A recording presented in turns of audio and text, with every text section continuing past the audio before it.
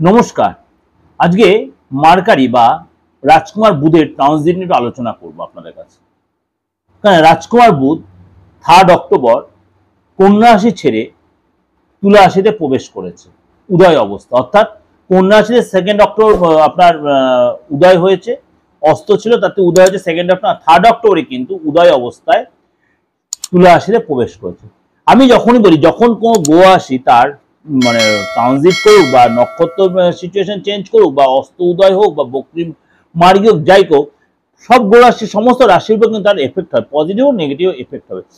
বুধ যে ট্রানজিট করছে বা করেছে 3 অক্টোবর, সেটার জন্য কিন্তু আপনাদের 12 রাশির উপরে কিন্তু তার এফেক্ট হবে, ভালো হতে পারে মন্দ হতে পারে।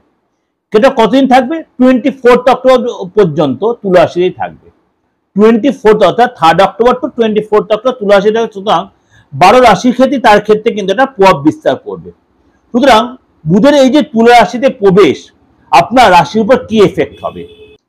মিথুন রাশি, আপনার রাশির অধিপতি হচ্ছে বুধ। আপনার এই সময় কিন্তু বুধের এই ট্রানজিট অর্থাৎ তুলা রাশিতে আপনার এই ট্রানজিট আপনার কিন্তু ফ্যামিলি লাইফে মাঝে মাঝে একটু অস্থিরতাবোধ কাজ করতে পারে।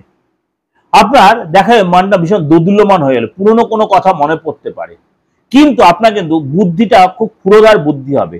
বুদ্ধিমত্তাকে কাজে লেগে বুদ্ধিকে কাজে আপনি অনেক কাজে সাকসেস পাবেন।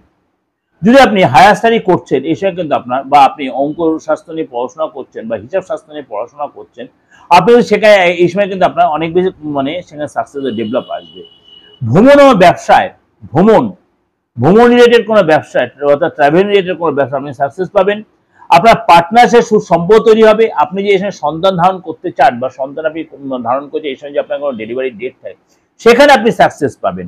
এবং এই সময় শিক্ষার ব্যাপারে বা আপনার যে বাইরে কোনো যাওয়ার প্রোগ্রাম থাকে বা বাইরে হায়ার স্টাডি করতে যাচ্ছেন বা এই সময় কারোর সাথে নতুন করে বন্ধুত্ব তৈরি করার প্ল্যান করছেন, সেখানে আপনি সাকসেস পান। অর্থাৎ মিথুন রাশি কিন্তু সাকসেস যারা তৈরি হচ্ছে, এই সময় কিন্তু আপনার নতুন করে ব্যবসা শুরু করতে পারেন। কিন্তু আপনাকে একটা অ্যাডভাইস দেবো আমি আপনাকে, যে ব্যবসা শুরু করতে হলে অবশ্যই আপনি ইনভেস্ট করতে, কিন্তু ইনভেস্ট করার আগে অবশ্যই কাউকে একটু যাচাই করে নেবেন যে এই আপনার ব্যক্তিগত হরোস্কোপে আপনার এই সময় সময়টা সাপোর্ট দিচ্ছে কি না।